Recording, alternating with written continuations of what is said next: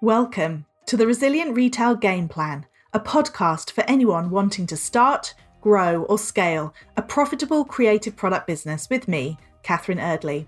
The Resilient Retail Game Plan is a podcast dedicated to one thing, breaking down the concepts and tools that I've gathered from 20 years in the retail industry and showing you how you can use them in your business.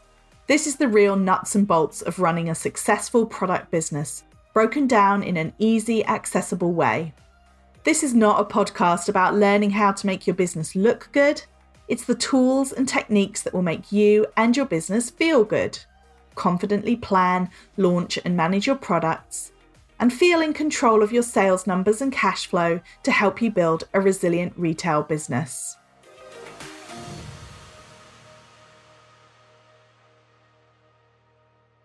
Welcome to episode number 61 of the Resilient Retail Game Plan. My name is Catherine Erdley. I'm your host, as well as the founder of the Resilient Retail Club, which is my membership for product businesses. You can check it out at resilientretailclub.com. Today's episode is with Michael Osborne, who is the president of Wunderkind. Wunderkind is a marketing agency that specializes in personalized messaging, so using technology to create real connections between brands and consumers. And Michael has got over 20 years experience in the retail industry. So he's seen it all from the beginning, and he's worked particularly in e-commerce over that time. So we had a really fascinating chat. It was a little bit different to maybe some of the other episodes, in as much as some of what he's talking about definitely relevant to larger brands in terms of the ability to kind of personalize their messaging in the way that he talks about. But I still think he shared some really important gems about what's coming up for Christmas 2021, how the retail industry has changed over the years.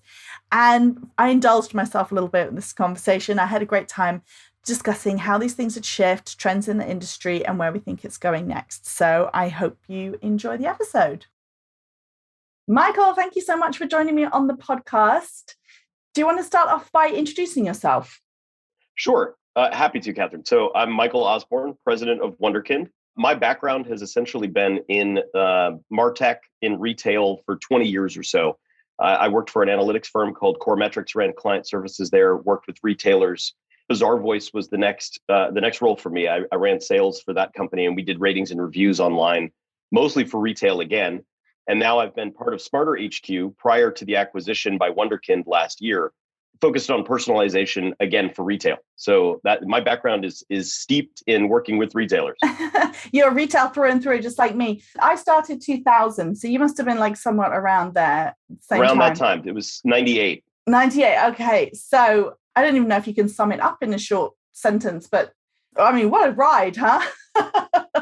It really has been. And I mean, at that time, it was really the advent of selling online. The .com craze was just happening. And I remember, debating how could you sell a 50-pound bag of dog food and ship it for free? And now, that's obviously things we've all figured out. And the brands that have done so have really succeeded over the last 20 years in addressing what customers want to do and how they want to interact with the brand online. But, think about this. Even 10 years ago, the iPhone was brand new. The idea that you had a device in your hand that you could now browse the web from and actually conduct business online is not all that old. It's something that retailers have really had to figure out over the last 10, 15 years of how to do that. And we're continuing to learn, but it's an amazing time to see all of the advent in technology and the new concepts and different ways of messaging consumers that we have literally invented in the last decade or two. Oh, yeah. I mean, I think it's incredible. I mean, I started back in 2000 with Laura Ashley, the home furnishings company. They had no website. They had a website. It was non-transactional. So you start from that. And then I think for me as well, what really I find so fascinating, because of course I work a lot with smaller businesses. 10 years ago, if you wanted a transactional website, how much would you have to pay to have somebody build that for you? It would be a lot of money. And now you can just decide you want to start a business, go get a Shopify subscription or some other, online platform, and off you go. And it just is incredible. And also, as you said, the fact that you've got an iPhone, you've got social media, you've got all of these ways of reaching the customers that you just didn't have. I think it's worth sometimes just taking a breath and remembering just how much it has changed in the last 10, 20 years. Absolutely. Especially the democratization of that reach, the ability to be on a platform like an Etsy, where you're Hmm. exposed to a lot more consumers than you otherwise would be if you were trying to go direct. It has caused, I believe, kind of this trend of the direct to consumer brands as well, Yeah. where there's just so many up and coming, really phenomenal products that can be innovated and brought to market that don't require extreme manufacturing capabilities and logistics and all of the back end, because now that can be done as a service. It's allowed for a lot more people to bring their ideas to market, which is fantastic for the consumer. Yeah. Oh, I completely agree. And I, come from a background in big retailers and have spent a lot of time sort of talking about, where the industry's going. And I always just see it as there are just so many great ideas. And there are just people all the time. I talk to people all the time who are creating these incredible businesses and really niching down so that the customer really, they're not maybe serving 10,000 customers with one product. They may be serving 1,000, but those 1,000 people just absolutely love it. They just can't get enough of it, and it's such a great energy. So I guess as well, we have to talk about the last 18 months, last couple of years. Of course, all the stats will show this, but just the online selling just is kind of leapt forward like 3 or 4 years. We were kind of way ahead where we thought we might be. So I'm sure you guys must have seen that with all your clients as well, that last year was and this year have just been a real game changer in a lot of ways. Yeah, we certainly have seen that, and our customers have told us the same thing. The CMOs that I speak with of very large brands, but they're telling us the trends accelerated by 2 to 3 years in advance of where they should have been by now. Namely, obviously, the COVID effect and folks being able to needing to buy more online, do things like buy online, pick up in store, Yeah. and ship direct. The trends have accelerated. The spend has accelerated. So more and more marketing dollars are being spent on the consumer and the channels like website and email and text messaging, and a focus on personalization, because that's what drives that loyal customer to a brand. Yeah. The ability for you to personalize messages has grown leaps and bounds. I mean, that's what we do here at Wunderkind, no question. Yeah. But we've seen the trends accelerate immensely. And I honestly do not think that's going to slow down at all. I think we just fast forwarded a few years and we're going to continue at this pace.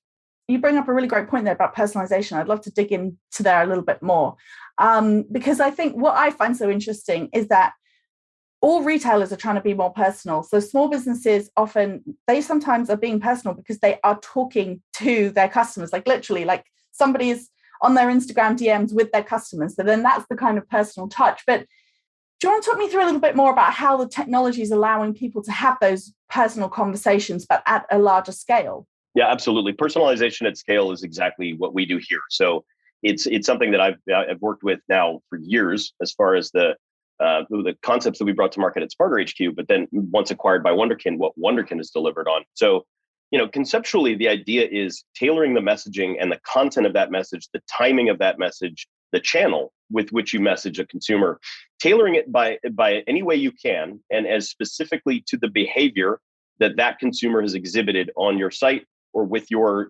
with any of your channels. Yeah. To be more, discreet. Basically, if I'm browsing a given website and I'm looking at a certain category of product, and I even add something to my cart, but then don't purchase it, it's pretty easy to say, okay, you did this thing.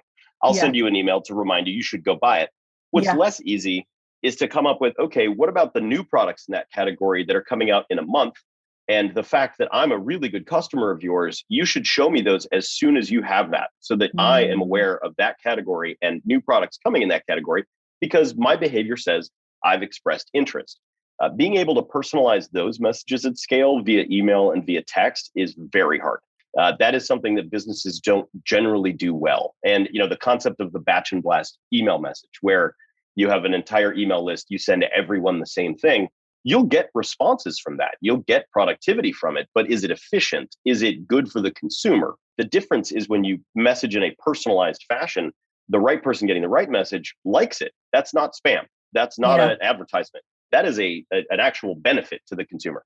When I get an email for women's products that I've not browsed, that I don't care about because I'm not a shopping for those products, it's annoying. I hit delete. I now start to pay attention to this brand less and less. Yeah. So it's all about personalizing the experience so that the consumer feels like, this was a worthwhile communication, because otherwise you start filtering those things to your spam folder and that brand is tuned out.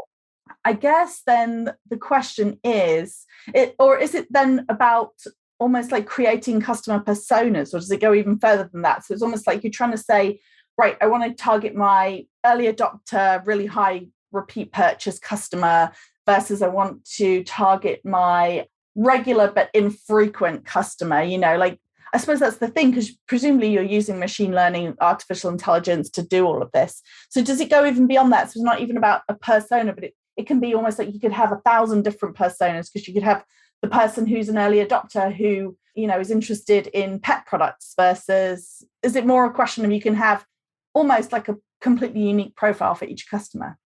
That's the end goal, right? And realistically, technology has allowed us to get closer and closer to that goal. Mm-hmm. The true concept of every single message being completely tailored to each individual each time it's sent, we can actually get really close with the capabilities that exist today, and are continuing to advance that as we innovate. And there are even diminishing returns to that. There not necessarily is that going to be that much more productive, but when you can do it at scale, when you can do it relatively easily and at a cost that makes sense, why not? Because it's probably the best possible of those outcomes.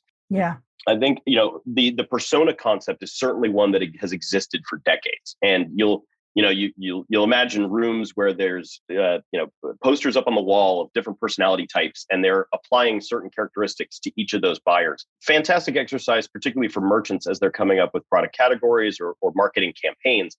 But when you get down to messaging an individual consumer, I may personally exhibit one of 5 or 6 different personas over the course of me interacting with a brand. Right. Being able to adapt to that as I change, as my shopping behavior changes, as I shift channels from mostly shopping on my laptop versus my iPad versus my phone, as I interact better with the text messages outreach or messaging outreaches rather than the emails, et cetera. Like, all of that is different than those personas.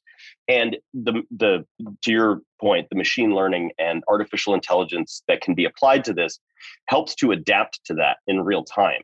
That's critical, because as a consumer, I'm moving fast. I'm interacting with the brand today on my phone, tomorrow on my laptop, this weekend on my iPad. I'm interacting with one category, then I'm buying a bunch of stuff in another one. I'm crossing all kinds of different sites and channels. How you adapt to me requires basically speed and understanding of that data in real time. That's the scale. When I'm talking about how we do that at scale, that's what we do here. That's what really good brands do when they leverage this technology. You talk about the democratization of this technology. Now, how achievable is this kind of personalization technology to smaller brands?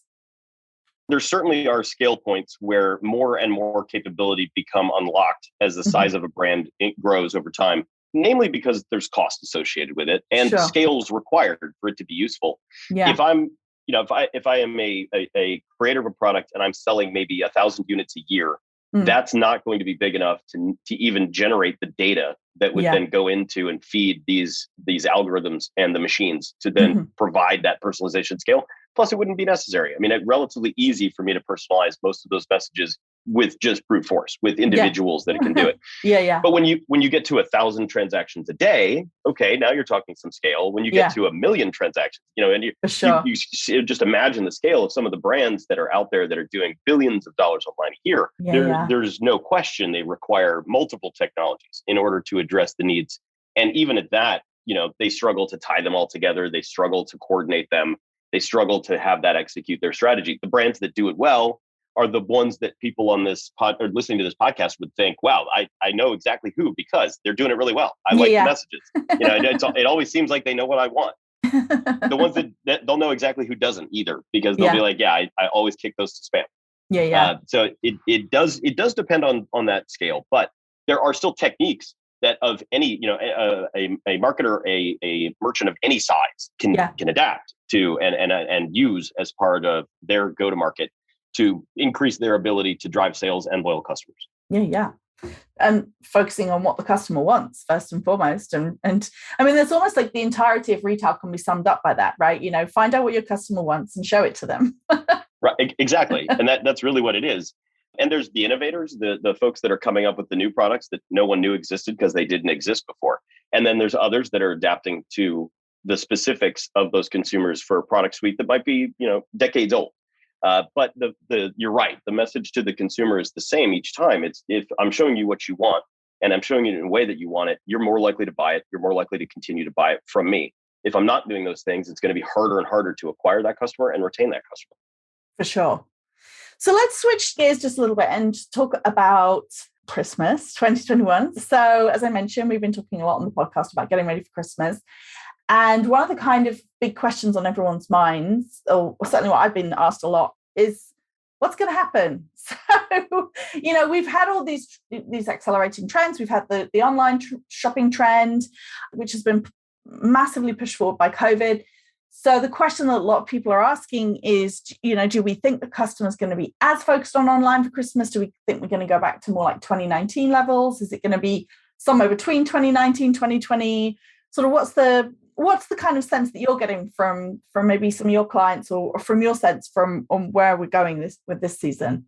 Our brands, large and small, are focused on Black Friday, Cyber Monday, that time frame, like never before. Right. I think we will continue to see acceleration of that growth online, and that was COVID or not, that was still going to be the case. I do believe it was going to continue to grow in that fashion. I think the interesting part about this year versus last year is various geographies are in different states of dealing with COVID, whether they are more restrictive or less, whether they are there's more allowances or not, and different just attitudes of the people in these areas, particularly here in the United States. Each state kind of has its own personality around how it's dealing with it, how careful they're being. So I think you'll see, brands that have, let's say, a national presence. You might see a lot of in-store traffic in some regions and much less in others.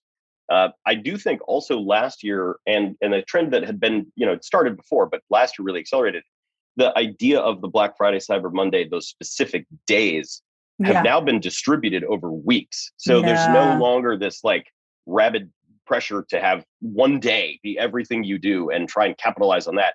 It starts earlier, it ends later. The usual logistics apply around ship dates and things like that. So there are drop dead dates where, you really have to have all of those online orders completed so that you can ship the product and get there in time. Yeah. But the idea of the discounts and the offers and the deals and the promotions, those are being spread out much broader over the timeline of the holidays, as opposed to just focusing on 1 or 2 days. Yeah. That was already happening before. We just saw it really accelerate last year. And there's also this counter Black Friday, Cyber Monday type of attitude around like, I don't even want to play in that. I'm just going to do what I normally would do, except, maybe offer a few other promotions, but certainly not go crazy deep discount just because. And I honestly, I kind of like that. I think it's changed the mindset for the consumer as well. So to be a little less pressured and a little more regular course of business. But will we see extreme spend this year? Absolutely, we will. Yeah. I believe that. That's so interesting. And actually, I'm really glad you said that about the counter trend to Black Friday, because what's so interesting is over here in the UK, Black Friday, we've adopted Black Friday, but it's because it's not attached to Thanksgiving. Like a lot of people don't even realize that it's the day after Thanksgiving. Right. And so it's sort of this shopping event without its context. And it's just been for a long time. Well, it kind of grew and grew and grew and became more about discounting. And then more and more UK retailers were doing the kind of discounting that you associate with Black Friday and the offers and the deals and everything else like that. And we've seen a real, I think, backpedaling or a real kind of consumer sort of, okay, what even is this actually? Hang on a minute. And that suspicion about the discounts as well. So are these really the best deals? There was some research done last year that showed that a lot of the places that said this is the best deal of the year, it wasn't actually the best deal, this kind of thing. So a lot of brands have been kind of re-questioning that, do we even participate? And some people have then actually got quite a lot of mileage by saying we're not participating. But I think for me, and it sounds like you're saying the same thing, it's like you have to take a stance, whether or not you're in or you're out. You kind of have to play your cards. You can't just, I guess you could just ignore it, but it's almost like it becomes a message in itself to say, I'm not doing it. Right. Well, I mean, like with any significant event or trend, the brand's response to it matters, right? So when you look at a Black Friday, Cyber Monday, if you were Best Buy here in the States, they go all in, right? Tons of offers, but they're very promotional driven during their normal course of business. So it's kind of expected that they would amp that up. Whereas if you look at like Patagonia as a brand, they shut their offices down. They don't open their stores at all. because Mhm. they want to be anti that because that's their ethos. So it does matter the response that folks, that individual marketers and brands have to it. And I think it really depends on the product category, the overall marketing strategy, the type of consumer that you're trying to reach. I personally don't do a lot of shopping on the day after Thanksgiving, online or offline, just because I'm usually doing it during the year anyway. Yeah. Every now and then there's something that catches my eye, but it's not such a big thing for me, where I have friends who are like, they wake up early and can't wait to get online and see what's going to happen. And some of that is also the brands training us to do this. I mean, if you look Yeah. at other days throughout the year, like Singles Day for Alibaba in China, one of the largest gross merchandise value days ever, but it's been fabricated, right? It's like a Hallmark holiday. It's totally made up. And then if you Prime Day is Amazon's response to that in Yeah. the States, which is now a few days, which, like it just, as consumers, I think people enjoy some of the energy around those Yeah. kinds of events because it is kind of fun, right? Yeah. It's a bit of a game, and people enjoy that. But it's becoming more and more distributed as opposed to just focused on those days. And the idea of having to get to a store at 4 a.m, wait at the door for a doorbuster, that's long gone. I mean, Yeah. they kind of happen still, but it's just a different world now. Yeah. Yeah. Do you think we'll see as much? I don't know if you had the same in the US. In the UK, we certainly saw a lot of really front loaded Christmas. It was like in the UK, we were in lockdown and for a chunk of time, and it was almost like everyone was like, okay, let's just do the Christmas shopping because there's nothing else to do. And so it was the biggest October in 6 years. So we saw a lot of front loaded demand, but it's again that question. A lot of people are like, okay, are we going to be front loaded? Are we going to be a bit closer to need? Like, there's still a lot of disruption in the supply chain, so a lot of people are aware of that. Hopefully the logistics side of things will be a little bit better from the carriers because they're primed for it. Last year it was a shipmageddon, a lot of packages turning up in March, that kind of thing. So it's interesting to see whether or not the customer's almost going to be a bit scarred from last year and, okay, I'm going to still buy early because there's a lot of crazy stuff going on, or if we're just going to see it kind of really shift back to more like 2019. I mean, personally, think it's going to shift back a little bit more because the logistics and systems around it have caught up. Mm-hmm. Last year, even brands were promoting buy early because we don't know if we're going to be able to get all the product to you. Like there were question marks of predictability in the system and in the entire chain that gets from product to consumer that hadn't happened really ever. Not like that. That lack of ability to say for sure this product will be here on time and this is how it's going to get to you, that changed the world a bit for consumers. I'm sure there are going to be some that were burned by that last year that are like, look, I'm already buying my Christmas stuff now, right? Like I'm just going to get way ahead of it. But I think in general, the consumer is, they're more last minute shoppers a lot. I know I certainly can be. And I think now that we've figured out how to do this and how to drive the logistics behind like a buy online, pick up in store, if I'm able to do that, then I don't even have to worry about shipping. I'm driving down the street to pick it up. Those kinds of things have gotten a lot smoother over the last, say, 6 months, 6 to 8. And because of that, I think we might see it shift back to a little more normal. But to your point, like, if the deals are out early, if the brands are promoting early, people are going to buy early. Yeah, for sure. So tell me a little bit about personalization, how that works, like in the holiday season. Is it even like, because I suppose that is really shifting so quickly during the holiday season. Do you have to kind of do you almost have to build like behavior during holiday purchasing? So you almost have to kind of make predictions based on their last year or, how they've acted throughout the year. Brands that do this really well have data from last year that they will look at, have year over year behavioral for even an individual, for me. Mm-hmm. To know what did I do last year? What was I shopping for? Great. These are promotions that I may be interested in. But also, given that something like 40+% of the traffic that a retailer sees in a year will come over that time period, the Black Friday, Cyber Monday through the holiday time period. Yeah, for sure.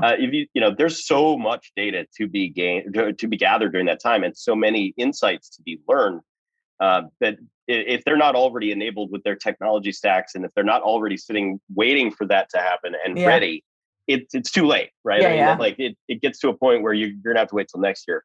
The best brands in the world, the ones that really do it well, are the ones that pay attention to the trends throughout the year, understand last year's, apply them to this, and then learn from this year's data, and then repeat each year.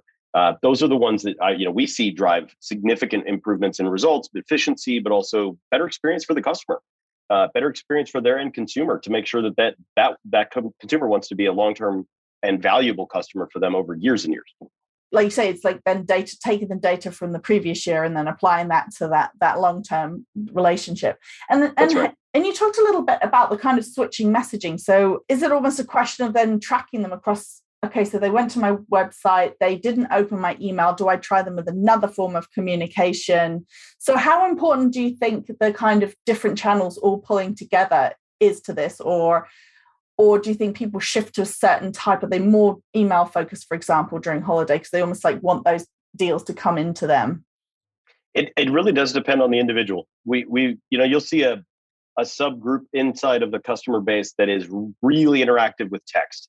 You send them a text message, they almost always click through it. They almost always want to buy something or put something in their cart, versus others where they will completely ignore that channel and only focus on email. It's shifting rather. It changes over time as well. And the ability to coordinate across channel is very important for a retailer, because I don't see a given retailer, a brand, as a different entity, whether it's an email or a text message. I see it as the same thing. Yeah. So I want to know that they know that I already did buy something on the site last week. So don't send me an offer for that via text message. That'll just annoy me. That's my personal bugbear. There's nothing worse than that. It's the worst.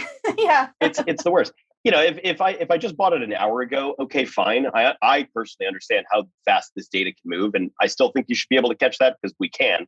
But all right, I'll give you one on that. But if I bought it a week ago and now I'm getting a text message promoting it at a better price, I'm really annoyed. Actually, like that's the one that makes me forward to customer service and say, "Give me the deal, because I bought it a week ago. Give me a break." There's better ways to address the consumer's needs than to try and do so blindly like that. Yeah. And that's where that is where personalization really helps. If you do it right and you have that information and you're using that to drive the next communication with the customer, then you're more likely to have a very good experience. If you're not, and you're just batch and blasting everybody, you are going to create some bad experiences. And those are not, it's a lot harder to forget a bad experience than it is a good one. Yeah. And repeated good ones are what it takes to drive loyalty, but only one bad one, and that customer will leave. Okay, well, thank you so much, Michael. I feel like we could talk about this all day. It's such a fascinating subject. But in summary, then, Christmas is looking like it's going to be a little bit more like 2019, but online's still going to be so important. And your messaging, getting your messaging right. And obviously, everyone has different levels of capability of how much they can personalize. But thinking about what your customer wants, making sure that you're doing what you can to really kind of tailor to their behavior, right? This all important time of year, that stat 40% of all your traffic in that run up to Christmas. It just always blows my mind, but it's so concentrated, isn't it? It's all to play for. It really is. And yes, to summarize what you just said, the every little bit matters to the consumer. Anything that you can do to make that message that much more personal, that much better for them, do it, because it will bear fruit. And those are the kinds of things that consumers want from brands. So whether it's a big scale or a little scale, doesn't matter, but just make the effort, put it in, it'll be worth it. The consumers will appreciate it, and they'll reward you with their wallets over time. That's how they vote. So let's try and figure out a way for them to vote for us, right? Absolutely. Do you want to just tell everyone a little bit more about how they can find out more about Wunderkind? Yeah, for sure. Our website is just wunderkind.co. To be clear, .co.com. Okay. Feel free to check out the website. We have a number of different case studies about customers on there. If there's ever a need for more information, there's ways to reach out that way as well. And happy for folks to reach out directly to me. Excellent. And I'll put that in the show notes so you can just click through. So thank you so much for your time. And here's to Christmas 2021. Cheers to that. What a great conversation. I really enjoyed that, and I hope you did too. Thanks again to Michael for his time. And as I said, if you want to find out more about Wunderkind, then you can take a look in the show notes for the link to their website. And of course, if you have a moment to rate and review the podcast, it means absolute world to me. I love reading your reviews, and thank you so much to everyone who's taken the time. And of course, if you hit subscribe, you'll be the first to know about each new episode. If you are interested in becoming part of the Resilient Retail Club, then you can use the code 10podcast, that's 10podcast, to get £10 off your first month. I will see you next week.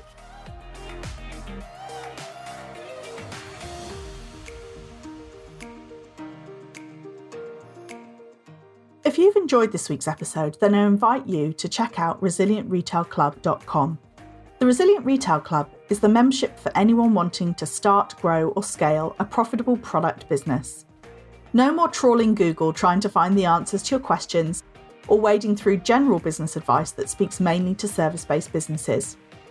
Whether you're still at the idea stage or you've been going for a while but want to get more focused and organised when it comes to your business, the Resilient Retail Club is the place for you. With a library of courses tailored to creative product businesses, several live sessions a month, and a supportive and active community, the Resilient Retail Club is the perfect membership to help you hit your goals faster. Check it out at resilientretailclub.com.